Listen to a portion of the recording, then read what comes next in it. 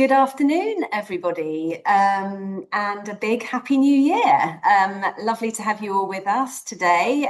This is our 2026 Quick Bite series kicks off today, and I'm really thrilled that Baroness Minette Batters is with me. Minette, fantastic to see you. I'm sure everyone knows who you are, but I'll just briefly remind them. Obviously, Minette's a crossbench peer. She has led this independent review, which DEFRA has commissioned on the profitability of farming, which we're going to be talking about today, and runs her own farming business and also was the president of the NFU, so has a huge breadth of knowledge about the farming sector and its future challenges and direction of travel and so forth. And so I'm really excited to be getting into hearing a bit more about what you concluded from the independent review, Minette, and how it interfaces with some of the things which the Food Foundation and our stakeholders talk about around diet and health and environmental outcomes. So looking forward to touching on a lot of that. So thank you for joining me. Really appreciate it in advance of all the conversations that are going to happen in Oxford in the next couple of days. So let's start with, perhaps you could just explain why this review was so important now, a little bit of where is farming at right now in the kind of broader policy context and why now was the right moment. Well, Anna, thanks so much for having me on. I mean, so Steve Reed was taught, don't forget, I was working with him in opposition.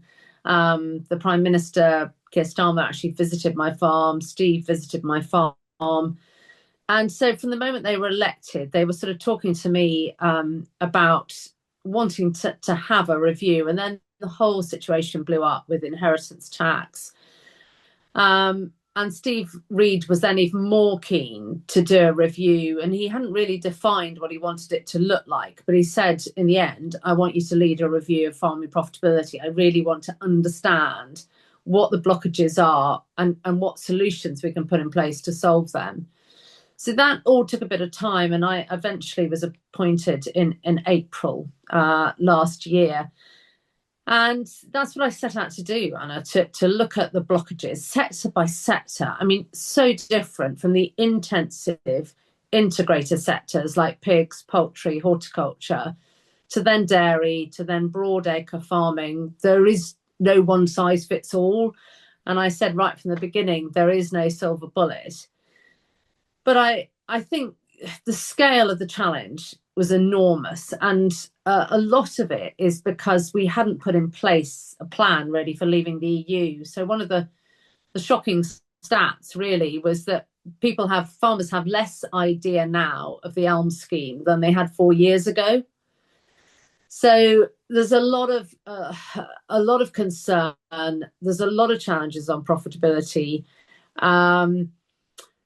There's a lot of myths, I hope, that have been busted with this review, because a lot of people were saying, well, the large businesses, the top performing businesses are, producing the bulk of the output. And actually they're not. The mid-performing businesses are producing the bulk of the output. So I've tried sector by sector to highlight the blockages. I've really tried to build the solutions in a way that brings it together, as this is exactly what needs to be done. I'm giving government and industry 2 years. But if I'd submitted all the asks that I received, Anna, it would have been well over 400. And that is a symptom, I think, of the challenge that we face. The industry keeps asking, the government doesn't know how to respond. And the big lessons I learned really were from other countries like Denmark, Ireland, New Zealand, that are working in partnership. And that is the core need, I think, to set up a meaningful partnership between the industry and the government. Yeah, okay. And so you must then have been pleased to see the immediate government, or recognising, there's going to be a formal sort of process for the government to consider your recommendations before Christmas, in case people missed it, because it was rather close to everyone sort of checking out. The government announced this new Farming and Food Partnership Board. Do you feel, are you confident that's a good start? Do you feel that they've kind of got to grips with what you're really getting at when you're talking about working in partnership? Look, I think it's a very good start, and I know Emma Reynolds was very keen to not just have warm words, to have a meaningful response straight away. So I really commend her, because I know she had to really set her stall out, that she didn't just want high level comments. She wanted to start as she meant to carry on. So I think it's a really good start. I think it's going to take time, and DEFRA have said it will take time to come back to me and respond to the whole review. I think we've really got to learn lessons from the past. You know, the Food and Drink Sector Council I was part of, that ran for 5 years. It didn't achieve any meaningful outcomes at all. I mean, cars, aerospace, all became part of the industrial strategy. Food and drink isn't part of the industrial strategy.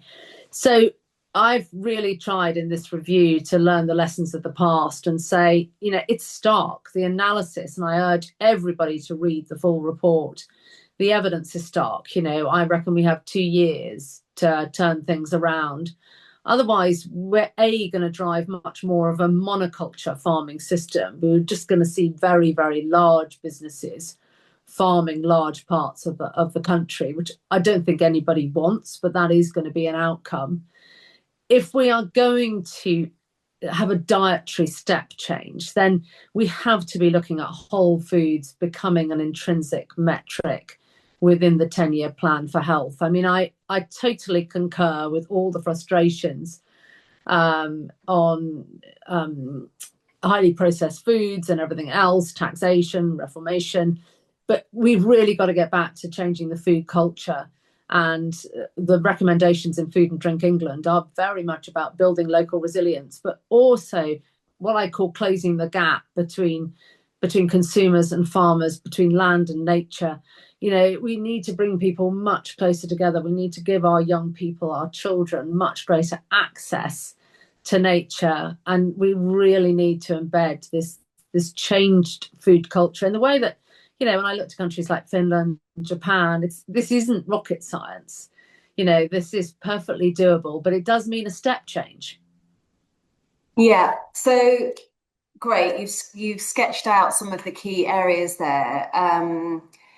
I wonder, let's move on then to this point about the business as usual. You know, if we don't act, you talked about sort of large monoculture is the direction of travel at the moment. You also talk quite a lot in the report around the sort of what I would say maybe carbon leakage, offshoring our food production essentially as a sort of unintended consequence of some of the environmental policies. Well, linked to and also trade, of course, loosening up trade significantly. And I'm just wondering to what extent the trade deals are a real risk at this point, do you think, from a farming perspective, and what needs to be done to try to mitigate that? So the trade deals, the fundamental problem with them is the focus from the last government, and really the focus from this government, is on food safety, not on food values of animal welfare and environmental protection.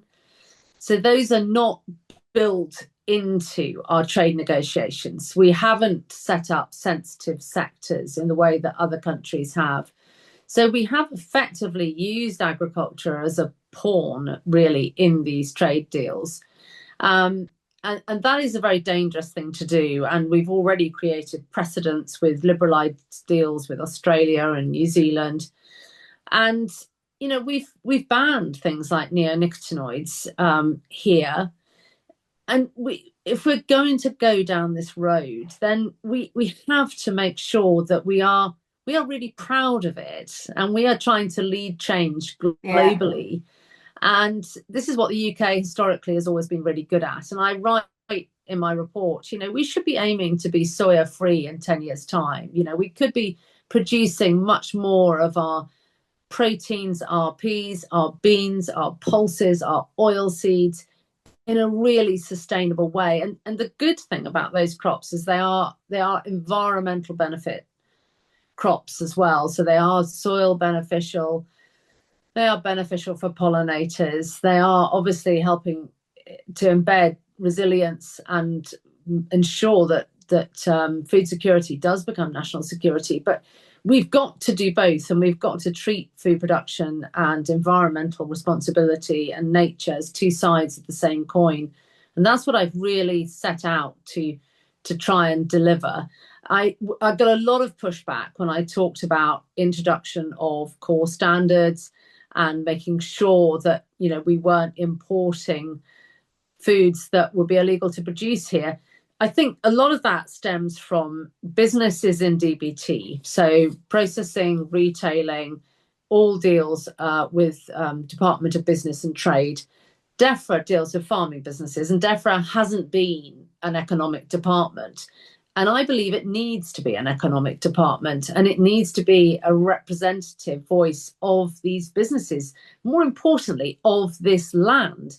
Because the figures that I was working with, I was basically working with a 2007 budget.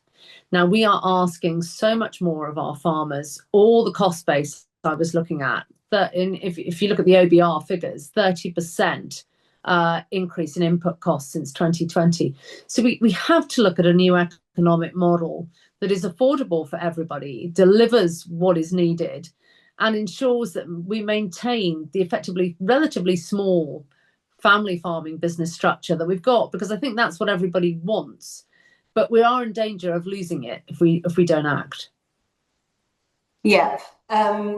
So the core standards point is well made. I think I'd like to just move on to the point about the funding. I mean, you talked a lot about, you know, the fact that at the moment the funding pot just isn't sufficient to support the transition that we're looking for.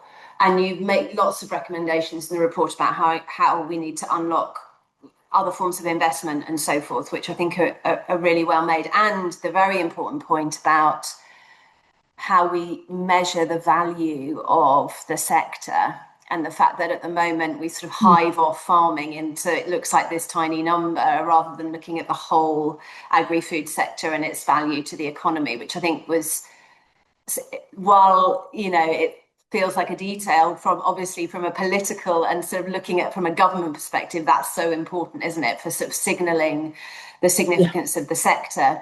But coming on to your point about funding, you do make a recommendation around what you call the active farmer principle, and also your idea around a soil shot. So, and those two are connected, I think, in your recommendations.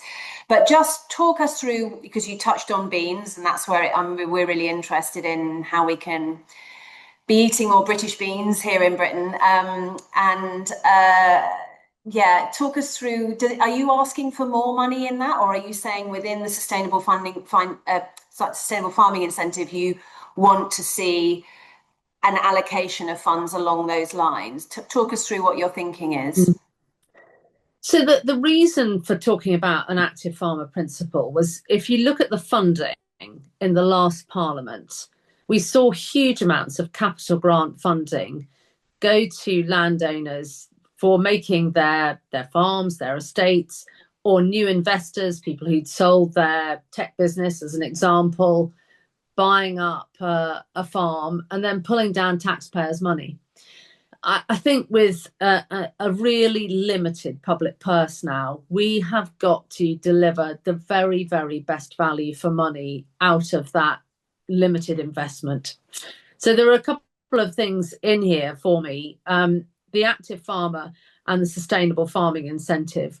I think if we are going to invest, and the Stratton Parker analysis shows that if we want the average family farm, which is 140 hectares, if we compare that to median household earnings, that needs to show a profit margin of 34,500. Over 50% of farms fell below that at the moment. So that clearly we've got to change the way we're doing it, or they're not going to survive. So when we're looking at that and how we do it going forwards, I talk about mandating TFND, that's for the Task Force for Nature Disclosures. I talk about standardizing the baseline, because you cannot value something if you cannot measure it. You know, we've got to have a standardized approach to measuring the baseline if we are going to deal with scope 3 emissions and everything else. And there has to be a value in that. The really good thing is that government has the answer to all of these things right there. So the financial sector, the large corporate businesses, they need scale in order for things to be affordable. So BNG credits are great, but they're very expensive because you're dealing with a very, very narrow and binary way Talking of looking about at biodiversity net gain there, right? Just so everyone follows that. Yeah. Absolutely. So at the moment, we're dealing with all environmental metrics, which is fine, but there is nothing at scale which the financial sector needs, and nothing at scale for the corporate sector. Scale is important because it makes it affordable. And if we want to be compliant with the Environment Improvement Plan, we know we've got to have 70% of the country delivering nature outcomes.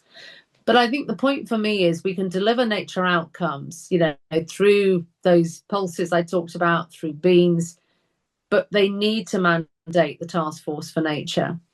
By doing that, you then can set up a scheme, as we have with BNG, with the Woodland Carbon Code. If it's a government-backed scheme, it's high integrity and it's affordable. So that's how you develop this new model that actually the corporate and financial world want. And it delivers on the environment targets that are legislated on, but it also means that there is a value to the farmer, which there's got to be. You can't regulate or legislate these farmers to invest in nature if they can't afford to do it. It's just not going to happen. The soil shot, though. Sorry. Yeah. So just so the active farmer principle is really a recommendation that SFI funding goes to farmers who are growing food or fibre or... Absolutely. I mean, DEFRA, the point being, government knows who's farming and who's not. But I'm saying actually it ought to go to those that are actually farming, because we've got to prioritise these businesses now. But it's not something to get too hung up on. I just think we've got to be very careful that the worry with BPS was always that large landowners were getting the larger proportion of public investment. We've got to be really careful now that the same principle doesn't happen all over again. And actually, if we want landscape recovery, we want it everywhere. And what I was looking at was what I would call diamonds in paper crowns. You know, there's pockets of brilliance going on everywhere, but then there's these barren white spaces with nothing happening. And what we want to try and see is transformation across the whole country. Yeah, okay. So go on to describe the soil shot. So soil shot is a sort of three... It's the carbon cycle, really. So there are three parts to soil shot. One is the standardization of the baselining. So measuring our soil carbon, measuring our soil health, our biodiversity and water at a baseline level. There's a lot of it being done, but we haven't standardized it. We ideally need to coalesce around one calculator, which I'm really pleased to see that Scotland has done. So you get your baselining. You then have your whole farm approach, which is about how do you build your soil fertility. I mean, we seem to have forgotten our lives are dependent on the soil. If we can build the soil fertility, that has a lot to do with farm profitability as well. The healthier your soils are, the better your business is. So you have your baselining, you have your whole farm approach to build your soil fertility. And then the third part of this is, how do we scale up resource use efficiency? How do we strip out phosphates out of poultry litter, slurry, sewage sludge, microplastics, massive issue in sewage sludge. So I've been talking to the DEFRA chief scientist about having a scaled commercial research project across England about how we strip out these waste nutrients, dry them, pelletize them, because that really is the holy grail in all of this. That allows us then to be using less synthetic inputs. It allows us to be using more biology and less chemistry. It allows us to decrease our impact, but maintain or increase our yield. So that is a three-pronged approach, if you like, with soil shot. And then when you add nature into that, the mandating of the TFND and the Task Force for Nature, that is how you develop your new economic model. I mean, some people on this call will be aware of the green taxonomy, which failed in the end because it became so prescriptive and it became such a standard that in the end, it was actually Emma Reynolds as economic secretary that decided it wasn't going to work. So we've got to create this new model, and she's actually really well placed to do it because this is her background. This is all legislated. I think people tend to think, well, we can just forget about it and move on. It's primary legislation, and it's really important actually that we do this. And farmers, I think, are really up for it, but we have to create a way of actually delivering on it rather than talking about it. Yeah. And you hope that the partnership board will enable some of that to happen? Well, the partnership board is one thing. I've recommended to Emma Reynolds that she sets up this task force to get soil shot plus nature over the line. The partnership board is really about tying up sector missions. So we know that we want a horticultural revolution. We know that we want to be producing more of our fruit and vegetables, but we haven't joined up the plan on the ground that the decisions a grower is making with the national plan. And that's the same in every sector. We know that we need to produce more poultry meat, cost of living crisis, affordable proteins. We now have really high standards, the highest standards of animal welfare in the poultry sector with slower growing birds, more space. That's held back by planning. So when we talk about targets for food production, what I've set up is how we create individual sector missions, because every sector is different, and tie that into the national plan. That way you will start to create your targets in a meaningful way. We are going to need to be exporting more because we are importing more, but we don't necessarily know and aren't measuring what we're importing. So we are actually seeing a lot more Australian beef coming onto our marketplace now. We have no idea of what is going on in the out-of-home sector. The country of origin labelling and code that sits in retail doesn't apply to out-of-home. One of my recommendations is that it must be a statutory requirement that consumers know that what they're buying is what it says it is. And I mean, anecdotally, I was regularly being told that actually only 1 in 16 steaks sold in England is actually a British Aberdeen Angus steak. They're all saying they are, but a lot of them aren't. So there's just a lot of things that can be done that will benefit everybody. And it will mean that the plan on individual farms is joined up to the national plan. And that's really what I saw in Ireland and New Zealand. Right. A much greater ambition. And that's what that partnership board does. Yeah, okay. So let's move on to your points that are getting a little bit closer to the food end, the consumption end of the supply chain, and your vision for what you call food and drink England. And you talked about closing the gap between farmers and citizens, thinking about how you can unlock more supply chains. You talk quite a bit about the gap in regional processing infrastructure, which we're hitting up against, well, particularly in the conversation around beans, but obviously also fruit and veg. Wales is hitting up against it in terms of getting more Welsh fruit and veg into schools. And yeah, I guess the arguments against this are,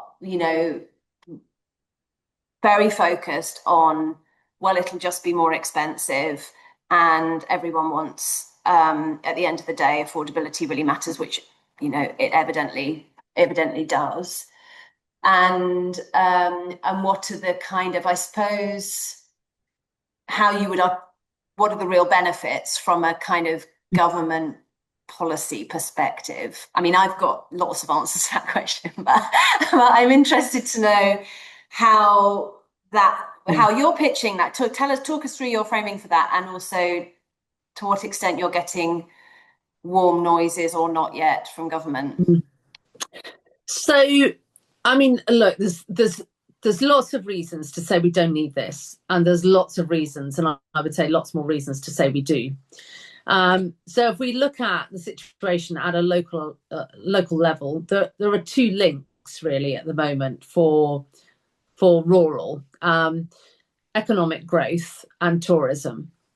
Nothing on food. Ideally, every local authority would have a nutrition expert as part of it that would be helping schools, advising schools. And I just find it incredibly sad that we have allowed food to just become so commoditized and so unimportant in our lives that we don't teach anything on food at all. Our curriculum, I mean, we've lost 11 university courses in the last 12 months. We've lost food tech as an A level. It's gone to a B tech. And I passionately believe we need to transform our approach in this area. 69.7 million people on an island. You know, the cyber attacks that the co-op suffered, that Marks and Spencer suffered, you know, the Orkney Islands ran out of food when the co-op cyber attack happened. So the more we can build resilience at a local level, we know our national distribution network is brilliant when it works, but we also know that when it doesn't work, when it's compromised, it really does have seismic outcomes because we've got so many people here. So I would say there are several points to this. There is the whole health agenda and the link with the curriculum and the link with whole foods and cooking from scratch and education in food in general to decrease food waste, to build that relationship and understanding around food. There is then another conversation around nature and accessing beautiful green spaces. And I worry that to date, you know, the whole focus on public money is for public goods. We have driven this coach and horses to separate food and the environment. Now, I do a lot for Farm Africa. And in Kenya, where they have massive tree planting policy in place, they are focusing on food producing trees all the time that sequester carbon and produce a food source.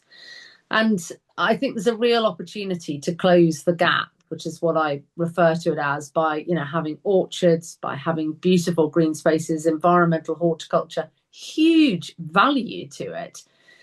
But we've not been focused on any of it. So Food and Drink England, I mean, there were a few sort of barbed comments when I said it was Food and Drink England. In Northern Ireland, it is just Food Northern Ireland. It could just be Food England. But actually, we are starting to produce amazing sparkling wine in this country. We're producing fantastic ciders, apple juices. So I'm not really fussed about the name. I think we just really have to look at what we can be producing here. And there is a lot of talk, Hannah, you rightly say, about cost.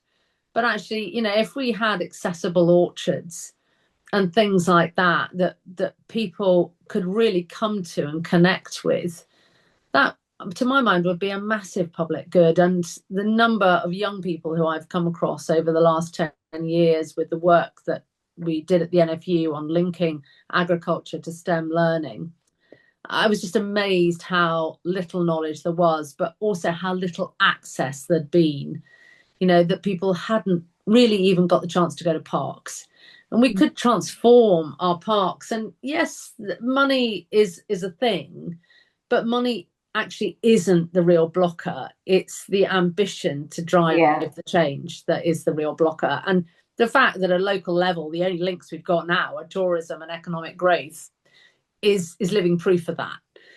So Food and Drink England, for me, is really, really important. You look at things like the Lincolnshire Food Partnership, the Devon Food Partnership, again, these diamond areas. You've got some diamonds out there. Why can't we make it so that everybody has them? And I do think there's going to be a lot of devolution. And the country is different. You know, what they need in Manchester and Liverpool is different to what they need in Norfolk. But actually, we can do it.